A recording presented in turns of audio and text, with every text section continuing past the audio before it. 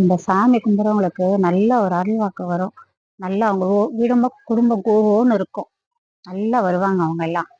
அவ்வளோ தூரம் இந்த சாமிக்கு சக்தி நல்லா. நல்லா கும்பிட்டுக்கங்க. சரியா?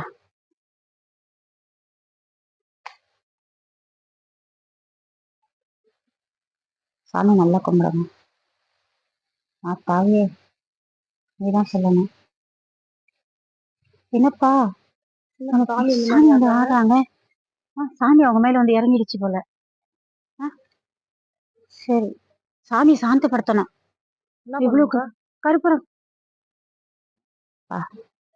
நல்ல ஒரு அருள் வரணும், நல்லா இது பண்ணணும், சாமி நல்லா இது பண்ணணும். என்னப்பா சாமி என்னப்பா இது?